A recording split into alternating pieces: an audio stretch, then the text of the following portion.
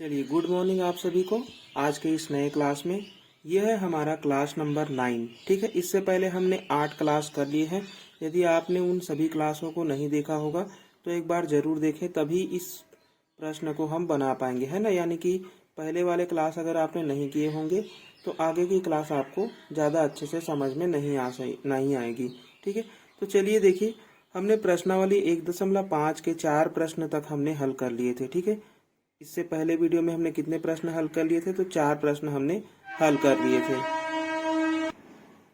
चलिए देखिए, 5वां प्रश्न क्या बोल रहा है कि यदि a बराबर एक सेट दिया हुआ है और b एक सेट दिया हुआ है, ठीक है, हो तो दर्शाइए कि a इंटरसेक्शन b असंयुक्त समुच्चय यानी कि डिसजॉइंट सेट है।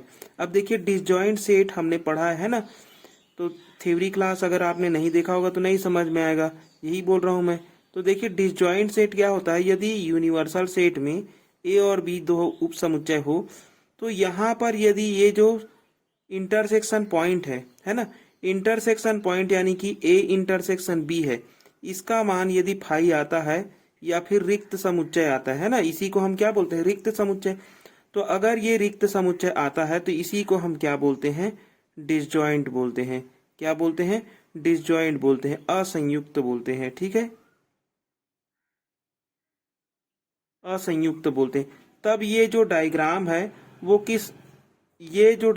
वो इस प्रकार से भी हम बता सकते हैं, यानी कि ए और बी के कोई भी एलिमेंट जो है वह क्या है? उभयनिष्ठ नहीं है।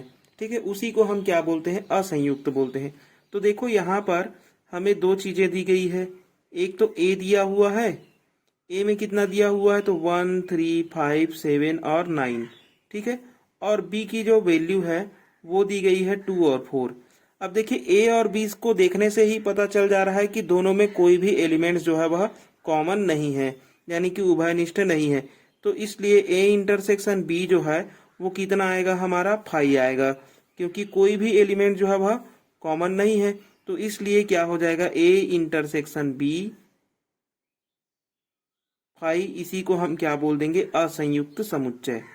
असंयुक्त समुच्चय। ठीक है, ये हो गया हमारा आंसर। अब देखिए अगला प्रश्न। अगला प्रश्न देखिए, 6वां प्रश्न। इसमें क्या बोल रहा है कि बताइए कि निम्नलिखित कथनों में से प्रत्येक सत्य और असत्य की पहचान करना है। देखो, अब इसमें हमें क्या ढूंढना है? एक तो सत्य या फिर असत्य। किस चीज का सत्य असत्य बताना है? तो जो पूछा गया है, देखिए सबसे पहला प्रश्न, एक दिया हुआ है, मान लो कि ये ए सेट है, ये बी सेट है। ठीक है, और दोनों को क्या बताने के लिए बोल रहा है? असंयुक्त समुच्चय। असंयुक्त मतलब कि ए इंटरसेक्शन बी की जो वैल्यू है वो 5 होनी चाहिए, रिक्त समुच्चय होनी चाहिए। तो कोई भी एलिमेंट्स अगर कॉमन है तो वो असंयुक्त नहीं होगा। तो देखिए, यहाँ पर ए इंटरसेक्शन बी अगर हम करेंगे तो ए इंटरसेक्शन बी करने से हमें क्या मिलेगा? एक तो 3 यहाँ पास है, 3 यहाँ पास है, और कोई एलिमेंट्स है क्या? नहीं। तो यहाँ पर तो रिक्त समुच्चय नहीं मिला, यानी कि ए इंटरसेक्शन जो बी है वो तो 3 मिल रहा है, यानी कि इसलिए यह एक असंयुक्त समुच्चय नहीं है। असंयुक्त समुच्चय नहीं है। ठीक है, ये हो गया। दूसरा प्रश्न देखिए, एक ए दिया हुआ एक बी दिया हुआ है, दोनों में उभयनिष्ठ एलिमेंट है ए ए, और है क्या? नहीं है। ठीक है, तो यहाँ भी ये क्या हो जाएगा? हमारा असंयुक्त समुच्चय नहीं होगा, क्योंकि यहाँ पर ए जो है वह उभयनिष्ठ अवयव है, तो असंयुक्त नहीं है। असंयुक्त समुच्चय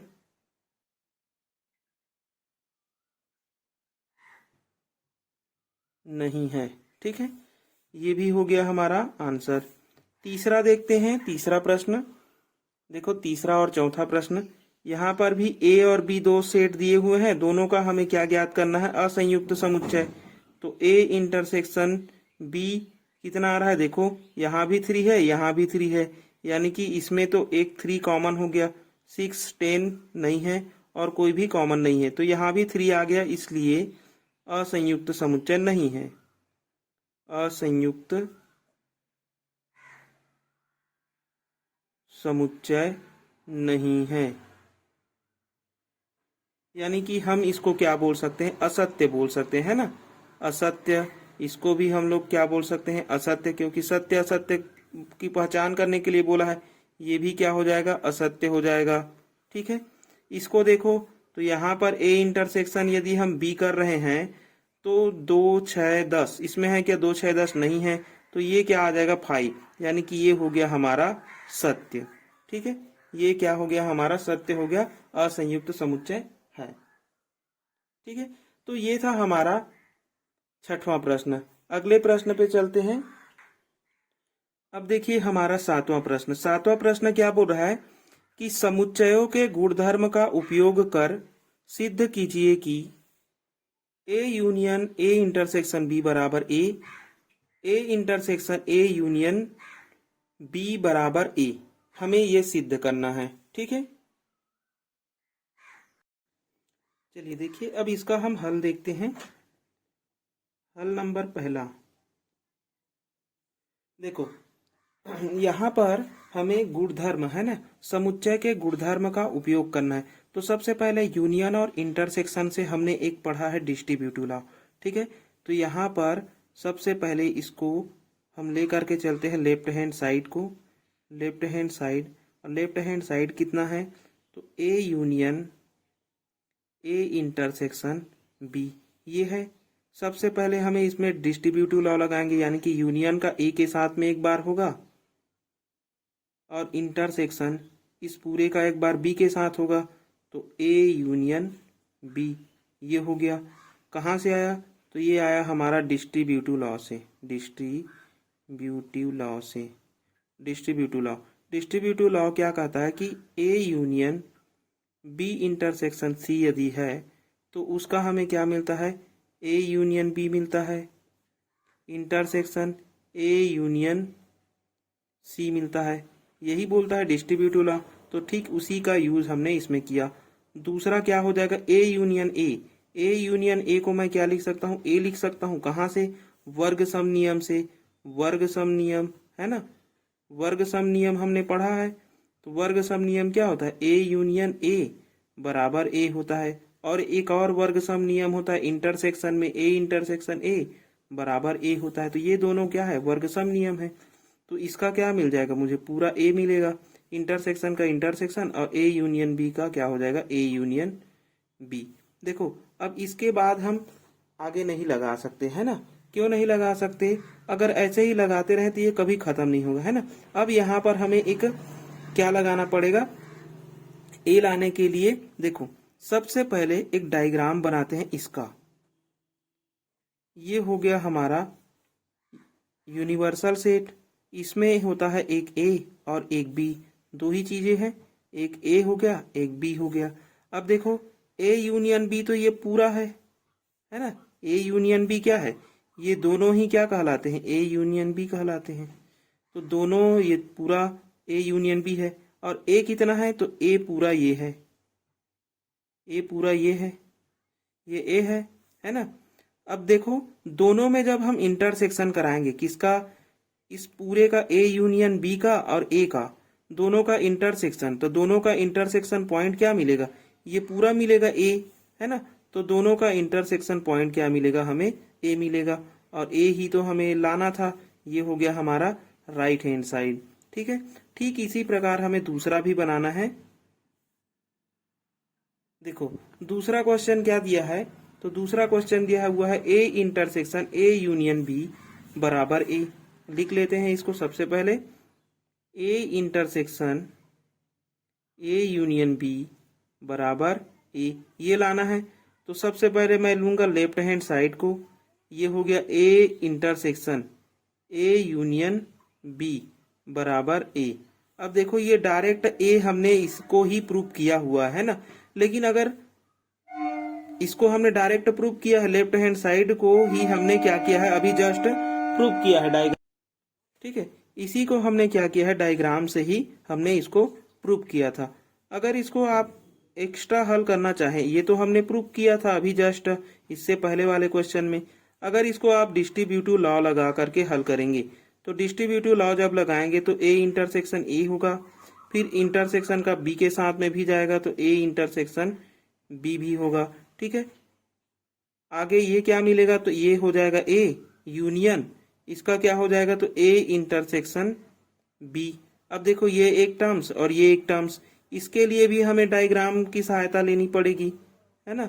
ये हो गया डायग्राम ए और ये हो गया बी। अब देखो ए तो ये पूरा है, ए ये पूरा है, और जबकि ए इंटरसेक्शन बी कौन सा है, तो ए इंटरसेक्शन जो बी भाग है वो ये है, ये ए इंटरसेक्शन बी भाग है। ये रेड कलर वाला क्या है, मेरा ए इंटरसेक्शन बी भाग है, ये ए भाग है। अब दोनों का यदि मैं यूनियन कराऊंगा, किसका, ए का यूनियन कराऊंगा किसके साथ में, ए इंटरसेक्शन बी के साथ में, तो यूनियन बोलता है सभी एलिमेंट्स, ऑल एलिमेंट्स। अब देखो इस पूरे में ऑल एलिमेंट्स ए के ही है ना, मतलब कि इस पूरे में आपको क्या दिख रहा है, ए के पूरे एलिमेंट्स दिख रहे हैं, तो यही क्या प्राप्त होगा, ए प्राप्त होगा। तो ये हो गया हमारा राइट हैंड साइड। ठीक है, तो जब भी ये क्वेश्चन आए आप डायग्राम बना देंगे ऐसा, और डायग्राम से ही बता देंगे कि ये इस प्रकार से इसकी वैल्यू जो है वह कितनी आएगी, ए आएगी। ठीक है, ठीक इसी प्रकार आप इस डायग्राम में भी बताएंगे कि इसमें भी हमें क्या मिला था कि A intersection A union B, A union B तो ये पूरा है हमारा, ए यूनियन बी क्या है, तो ए यूनियन बी ये पूरा है, ये जो पूरा डायग्राम बना है ये ए यूनियन बी है, और इसका इंटरसेक्शन कराना है ए के साथ में।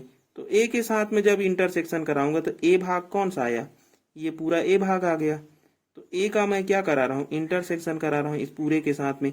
तो जब इन दोनों का इंटरसेक्शन कराओगे तो देखो कहाँ पर रेड और ब्लू, तो रेड और ब्लू पेन का जो निशान है वो इसी भाग में है ना, मतलब ए भाग में है, तो ये कितने आ जाएंगे, ए आ जाएंगे। ठीक है, तो आप इस वाले क्वेश्चन को एक तो त्रिभुज के गुणधर्म इस प्रकार से भी हल कर सकते हैं, या फिर आप डायग्राम से भी इसको हल करके बता सकते हैं। ठीक है, यहाँ पर वर्ग सम नियम एक बार लगाए, फिर ये आया, फिर आपको डायग्राम की सहायता लेनी ही पड़ेगी, क्योंकि यहाँ से ही सिद्ध हो गया है कि जब इन पूरे का हम इंटरसेक्शन कराएंगे तो ए प्राप्त होगा।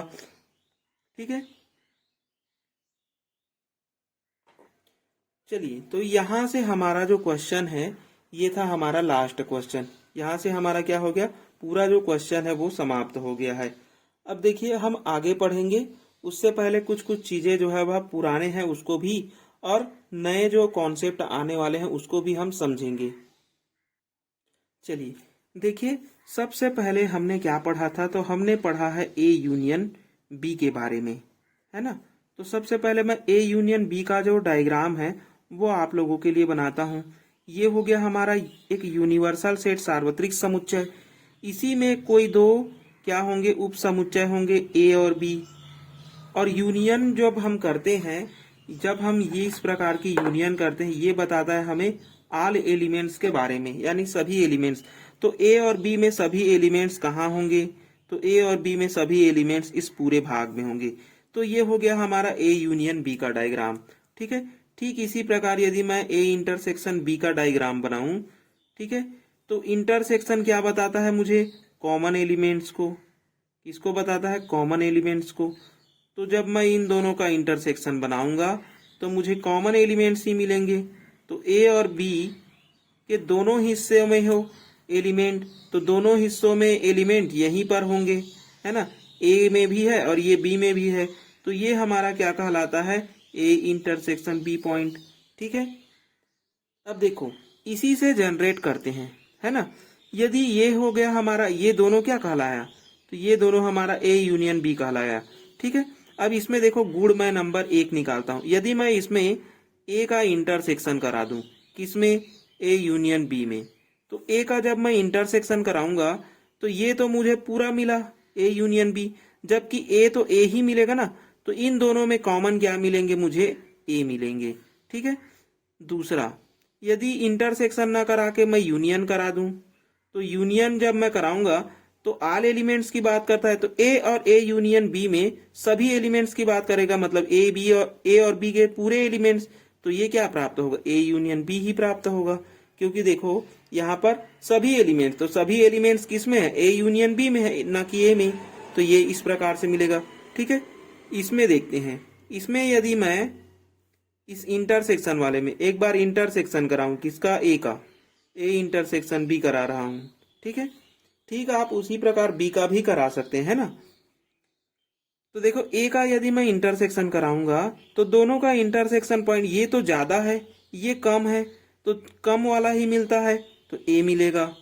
दूसरा, A union A intersection B जब मैं कराऊंगा तो देखो A union A intersection B कराऊंगा तो मुझे क्या मिलेगा, यूनियन क्या बताता है, सभी एलिमेंट्स की बात करता है, इन दोनों में सभी एलिमेंट्स की बात करेगा, है ना। तो देखो ए का जब मैं यूनियन करा रहा हूं ए इंटरसेक्शन बी के साथ में, तो ए इंटरसेक्शन बी ये वाला भाग है और ए ये वाला भाग है, और दोनों का यूनियन जब मैं कराऊंगा तो ये पूरा भाग आएगा, ए वाला भाग आएगा, है ना, ये वाला भाग भी आ जाएगा यूनियन में। तो मुझे क्या मिलेगा, ए ही तो मिलेगा ना, क्या मिलेगा, ए ही मिलेगा। यहां से जब मैं यूनियन कराऊंगा तो मुझे क्या मिलेगा, ए ही मिलेगा। क्यों मिलेगा, देखो कि जब मैं इंटरसेक्शन करा रहा हूं, ये तो मेरा हो गया ए यूनियन बी पॉइंट। अब इसमें मैं क्या करूंगा, ए का इंटरसेक्शन कराऊंगा। ठीक है, तो ए का इंटरसेक्शन कराऊंगा तो ये तो और छोटा भाग है ना, ये सबसे छोटा भाग, ये उससे बड़ा भाग, तो इसका जब मैं इंटरसेक्शन कराऊंगा तो ए ना मिल करके मुझे क्या मिल रहा है, यहाँ पर ए इंटरसेक्शन बी मिल रहा है, न कि ए। ठीक है, इंटरसेक्शन में, सॉरी यहाँ पर मैं इसको अपडेट कर दिया, यहाँ पर जब मैं इंटरसेक्शन कराऊंगा ए इंटरसेक्शन बी का तो मुझे ए मिलेगा। ठीक है, जब मैं यूनियन कराऊंगा तब भी क्या मिल रहा है, मुझे ए मिल रहा है, क्योंकि यूनियन में किसका करा रहा हूं, इंटरसेक्शन वाले का, तो इंटरसेक्शन वाला पूरा भाग और ए वाला पूरा भाग ये दोनों ही आ जाएंगे इस यूनियन में। ठीक है, तो दोनों ही आ जाएंगे, मतलब कि ये पूरा डायग्राम मुझे मिलेगा, ये वाला डायग्राम ही मुझे मिलेगा, तो ए ही तो मिल रहा है ना। तो इस प्रकार से अपने कॉन्सेप्ट को आप अच्छे से रखेंगे। ठीक है, अब देखिए, अब इसी में हम आगे पढ़ने वाले हैं समुच्चयों के अंतर के बारे में। ठीक है, क्या पढ़ेंगे, समुच्चयों के अंतर, समुच्चयों का अंतर। देखो, समुच्चयों का क्या करना है, हमें अंतर करना है, डिफरेंस करना है। ठीक है, डिफरेंस ऑफ सेट्स, यानी कि दो समुच्चय का हमें क्या कर निकालना है, अब अंतर निकालना है। तो देखो, इसको सीधे मैं डायग्राम से समझाता हूं और बाकी जो कॉन्सेप्ट है उसको आप लोग बुक से लिख सकते हैं, है ना। तो सबसे पहले समुच्चय का अंतर करने के लिए कम से कम दो समुच्चय होने चाहिए, तभी मैं अंतर कर पाऊंगा, है ना। तो सबसे पहले हम इसके लिए मान लेते हैं कि माना कि ए और बी दो समुच्चय है। ठीक है, दो समुच्चय है। अब देखिए, इसका मैं अंतर निकालूंगा तो एक अंतर ए माइनस बी, एक अंतर मैं बी माइनस ए भी निकाल सकता हूं, यानी कि दो प्रकार से मैं इसका क्या निकाल सकता हूं, अंतर निकाल सकता हूं। अब इसका हम डायग्राम बनाते हैं। ठीक है, और वहां से समझते हैं। ये हो गया हमारा ए और ये हो गया हमारा बी, ये पूरा क्या कहलाता है, तो यूनिवर्सल सेट कहलाता है। अब देखो, ए माइनस बी किसको निकालना है हमें, सबसे पहले ए माइनस बी, यानी कि ए में हमें बी को घटाना है। तो देखो, ए में बी को घटा देना है, यानी कि पूरी तरीके से हटाना है। तो ए में यदि मैं बी को पूरी तरीके से हटाऊं तो ये वाला एलिमेंट्स ही मिलेगा ना, ये मेरा क्या कहलाएगा, यही तो कहलाएगा ए माइनस बी, क्योंकि इसमें ये पूरा क्या है, ए बी है। ठीक है, और इसमें से मैं क्या कर रहा हूं, पूरे बी वाले भाग को हटा रहा हूं, तो ये वाले एलिमेंट्स मिलेंगे मुझे ए माइनस बी में। ठीक है, तो ए माइनस बी में कौन सा वाला एलिमेंट मिल रहा है मुझे, ये पूरा एलिमेंट्स मिल रहा है। ठीक है, ठीक इसी प्रकार दूसरा यदि डायग्राम बनाते हैं और उसमें हम बी को फाइंड करते हैं, यानी कि ये हो गया मेरा ए, ये हो गया मेरा बी। अब इसमें मैं कहूं बी माइनस ए निकालना है मुझे। ठीक है, बी माइनस ए निकालना है, तो बी माइनस ए, तो बी में पूरे ए को घटा दूंगा, तो बी में से ए को हटा दूंगा तो ये जो छायांकित भाग है यही मुझे मिलेगा, तो ये क्या कहलाएगा मेरा बी माइनस ए। अब देखो, एग्जाम्पल के तौर पे हम समझते हैं। ठीक है, एग्जाम्पल लेकर के समझेंगे तो सब ज्यादा समझ में आएगा। मान लो कि ए में 1 2 3 और 4 एलिमेंट्स है, बी में मान लेते हैं 1 2 और 3 एलिमेंट्स हैं। ठीक है, यानी कि ए में कितने हैं 1 2 3 4 और बी में कितने हैं 1 2 3 4 नहीं है। ठीक है, तो इसका जब हम डायग्राम बनाएंगे, ये हमने माना, अब इसका हम डायग्राम बनाते हैं। ये हो गया ए, ये हो गया बी। ए में कितने एलिमेंट है 1 2 3 4, इसमें क्या है 1 2 3 4, तो दोनों में जो उभयनिष्ठ अवयव है वो कौन कौन से हैं 1 2 3, यहाँ भी 1 2 3, तो 1 2 3 तो यहाँ आ जाएगा। ठीक है, एक एक्स्ट्रा बच गया है ए में 4, तो 4 इधर आ जाएगा। बी में और कुछ बचा है क्या, अब मुझे यह निकालना है ए माइनस बी। ए माइनस बी निकालना है मतलब कि पूरे वाले जो बी वाले भाग हैं उसको मैं हटा दूंगा, तो ये पूरा हट गया, तो बचा क्या मेरे पास, ये पूरा बचा है 4। क्या बचा 4। तो ए माइनस बी आप जब भी करोगे तो बी के पूरे एलिमेंट्स को ए से हटा दोगे, वही क्या आ जाएगा आपका ए माइनस बी आ जाएगा। ठीक इसी प्रकार यदि आप बी माइनस ए करते हैं, देखो बी माइनस ए करोगे तो बी माइनस ए करोगे तो ये पूरा भाग हट जाता, तो इसमें क्या मिलता, कुछ नहीं मिलता, यानी कि आपको 5 मिलता। यहाँ पर यदि आप बी माइनस ए निकालोगे तो बी माइनस ए वाला भाग ये है और इसमें कोई एलिमेंट्स नहीं है, मतलब कि ये 5 है। ठीक है, अब कुछ एक और एग्जाम्पल लेते हैं। दूसरा एग्जाम्पल कुछ और आ सकता है ना। देखो ए बराबर 1 2 3 5 ये मानता हूं, ठीक है, और बी में कुछ और एलिमेंट मानते हैं 1 2 6 8 ये मान लिए। ठीक है, अब इसका हम डायग्राम बनाते हैं। ये ए ये बी, देखो दोनों में उभयनिष्ठ क्या है 1 2, इसमें भी 1 2, तो 1 और 2 को तो यहां लिख लेते हैं। 3 4 3 और 5, यहाँ पर 6 और 8 6 और 8। ठीक है, अब मैं a माइनस क्या निकालूंगा b निकालूंगा। a माइनस बी मतलब कि पूरे b के जो एलिमेंट्स है उसको हटा दूंगा और जो बचा है उसी को लिखूंगा, तो a माइनस बी क्या मिलेगा मुझे 3 5। ठीक इसी प्रकार b माइनस ए करूंगा तो मुझे क्या मिलेगा, a के पूरे एलिमेंट्स को हटा दूंगा तो क्या मिलेगा मुझे 6 और 8 6 और 8। तो इस प्रकार से हमें क्या निकालना है, इसका अंतर निकालना है। ठीक है, ये वाला आपको अच्छे से समझ में आ गया होगा। चलिए एक कॉन्सेप्ट और देखते हैं इसी क्लास में, पूरक समुच्चय के बारे में। पूरक समुच्चय, पूरक समुच्चय को हम कहते हैं कॉम्प्लीमेंट ऑफ सेट। ठीक है, कॉम्प्लीमेंट ऑफ सेट्स। अब देखो पूरक समुच्चय होता क्या है, सबसे पहले ये हो गया हमारा यूनिवर्सल सेट, ये हो गया हमारा एक ठो सेट है ए। ठीक है, एक सेट ए है। अब देखो ए का यदि मैं पूरक समुच्चय बताऊंगा तो ए का पूरक यानी कि जैसे कि आप आईने में अपने आप को देखते हैं, है ना, तो आईने में जब अपने आप को देखते हैं तो जस्ट वो उल्टा दिखता है ना, आपका जो राइट हैंड है वो लेफ्ट बन जाता है, लेफ्ट राइट बन जाता है, यानी कि जस्ट आपसे अपोजिट है वो। तो ए में मान के चलते हैं यूनिवर्सल जो सेट है इसमें 5 अवयव है, 1 2 3 4 और 5।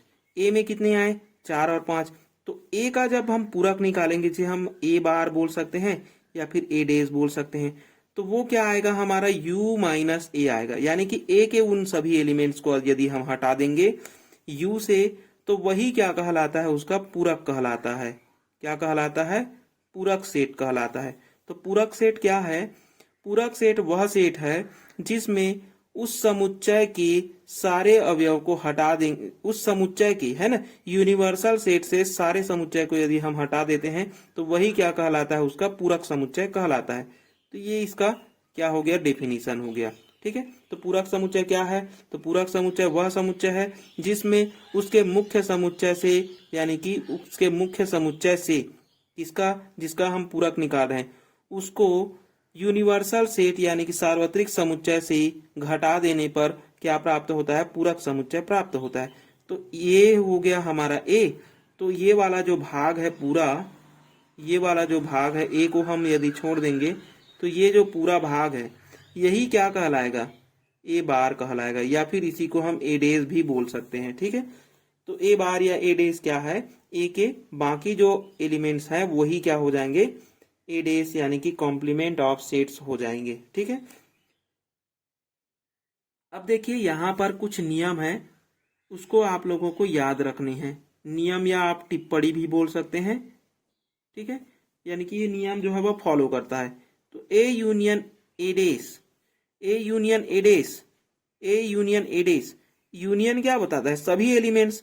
तो ए और ए डेस के सभी एलिमेंट्स यानी कि ये पूरा सभी एलिमेंट्स प्राप्त होगा, यानी कि यू प्राप्त हो जाएगा। ठीक है, दूसरा A inter A dash, A intersection A dash, intersection क्या बोलता है? उभयनिष्ठ अवयव।